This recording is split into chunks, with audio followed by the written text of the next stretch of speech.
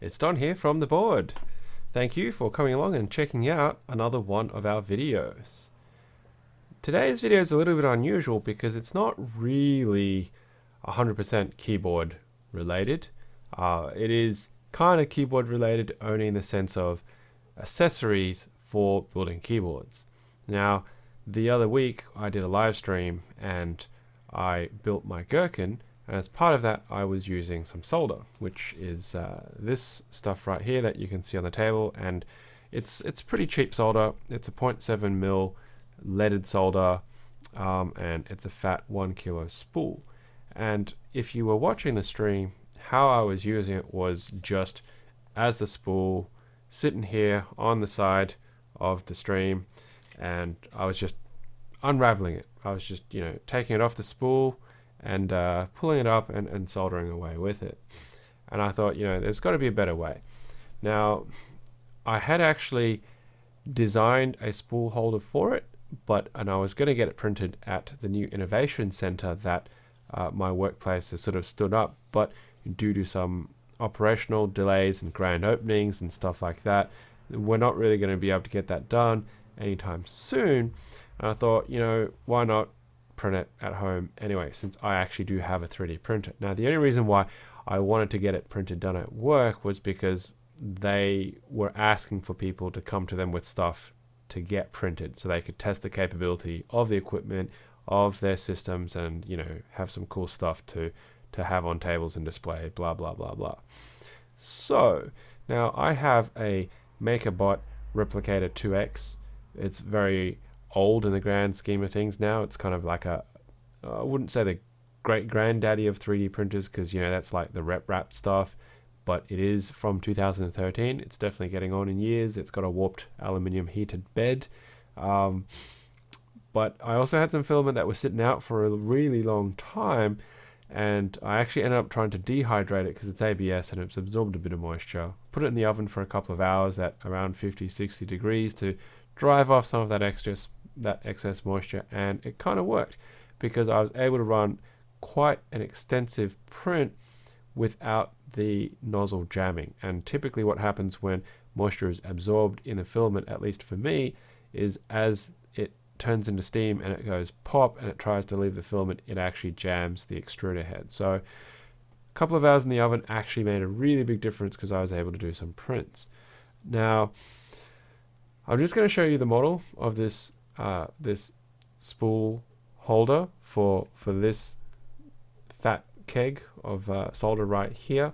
But this is actually going to be a part video where I'm going to have to do a bit of splicing, because I'll show you in a second what I mean. So first of all, let's just switch over. And so this is the spool holder that I designed, and yeah, it's just it's got a handle, it's got a central rod that comes out, so obviously you can put your spool in it, and then at the front here we've actually got a fixed wire guide as well. This is nice and simple. It's got a little bit of curvature on it, and the handle is designed so it actually will swivel and move. Now, the end result, what I did actually get out of the printer, looks very similar to that. It's not 100%, and that's because there were some print issues, and I wanted to show the before and after I actually clean up. And if anybody who's interested in sort of getting into 3D printing, these are kind of the things that you may expect in your initial experience until you get your settings right, or you get a bit more experience in knowing what to look for when you're designing and creating prints and how you lay out the print. So here it is in its complete glory. Now, this actually has all of the supports still on it, and I also printed it with a raft. So this is actually the raft onto the print bed surface, and then this stuff is the actual support. But what you're going to notice straight away is that my handle's a bit munted, for a better lack of word. The curvature here is where it's actually separated from the support structure because of warping. The heat and the shrinkage rate of the plastic and the extrusion pulls on it tight, and it kind of just warped up. Now, it's still functional. It's still a handle. It's just not as wide, and it actually still has a good amount of solidness to the plastic in here. It's just not pretty. And of course you can see the central rod and the supports, and there's sort of support material that I'm going to have to break away. And there was a bit of warpage here as well because that rod's not perfectly cylindrical all the way down either. And then of course the base, because I'd actually printed it in this orientation, so the Z layers are going this way. It's 392 layers. It took 7 hours and 35 minutes to print at the settings that I used, and it's a 0.25 millimeter or a 250 micron layer level. So it's not the most coarse, but at the same time it's definitely not the finest. And for something like this, I don't need a very fine print, as long as it's functional. Some of the other things that do happen and go not so well as well is you're going to get potential layer separation and cracking, which is what you're seeing here, and that's also a heat related issue. Now it is winter, well, not quite, it's coming into winter in Sydney now, and so temperatures are dropping, and because it's a very long print at 7 hours, even though there is sort of enclosuredness on my printer, I don't have full enclosure control just because I don't print with the top on. So temperature fluctuations will cause that kind of issue to occur. So where do I go from here? Now, of course, I would break away the support, so you can see that stuff just breaks away, as that has done right there. But before I actually break away all the supports to ensure its structural strength and integrity, is I'm going to do an acetone polish and weld. Now this is ABS plastic, this is not PLA, and you can use acetone to lightly melt the plastic, and the plastic will sort of fuse with other plastic nearby. So I'm actually going to paint the outer surfaces that I can get to safely and cleanly, and paint it with some acetone and just let that meld in, and that way it'll lend a bit of strength and support to the areas that have cracked, that need the attention to ensure that it stays nice and strong. But now I haven't actually done this yet because I only literally pulled out the solder specifically for showing. Let's see how my measurements and design fit is, because it's specifically designed to hold this reel, and if it's not going to fit, well, it was probably a bad design, right? Let's just move the keyboard a little bit. Let's put that down, and look at that, good fit. It's a good amount of space in there, so it's not too hampered in, which is great. And the roll, if it's centered on that bar, you got a bit of clearance underneath and on top from the handle.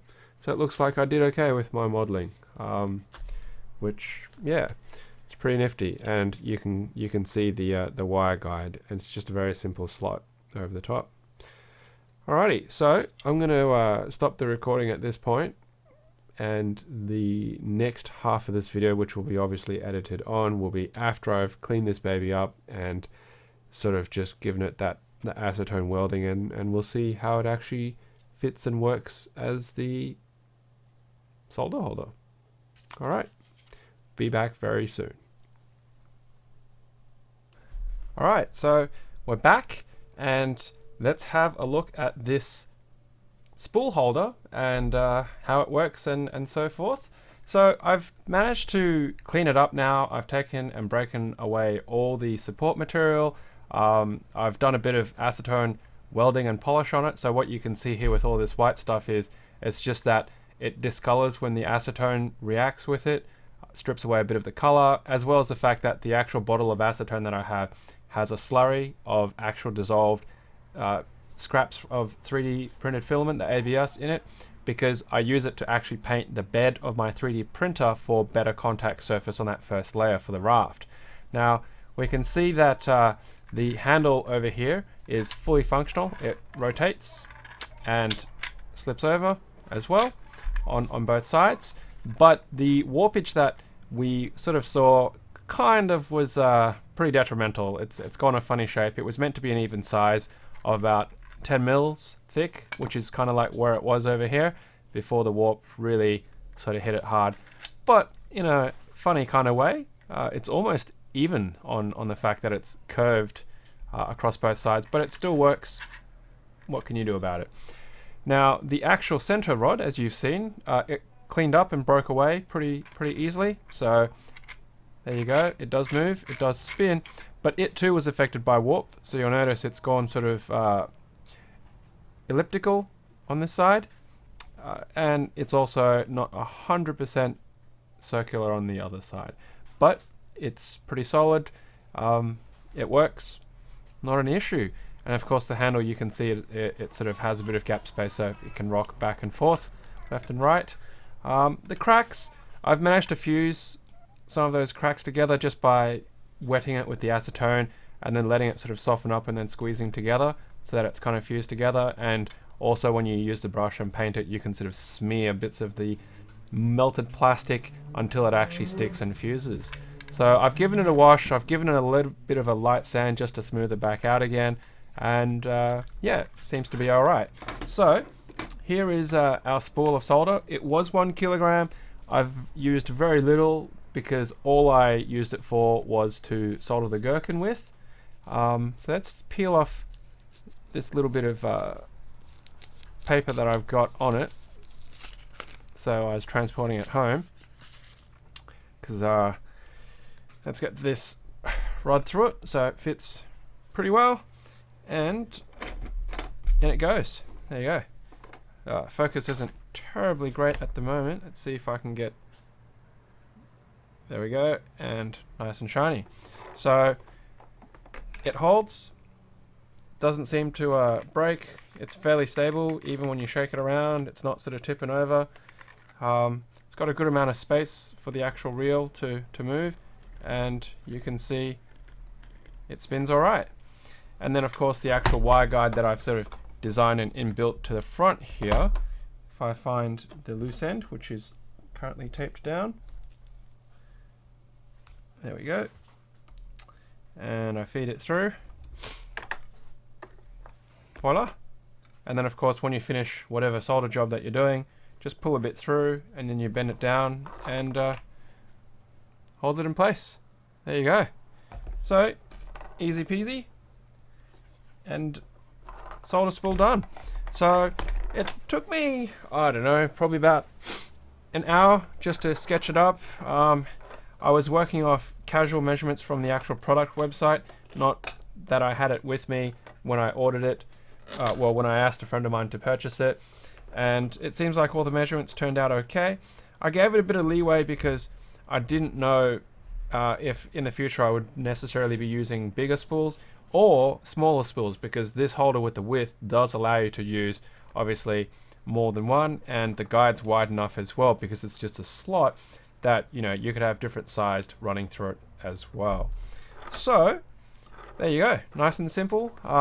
And if anyone is interested in getting the STL file because they want to try and print it themselves, or if they want to get it made at any of the 3D printing sort of facilities out there, just hit me up and I'll be able to send that through to you.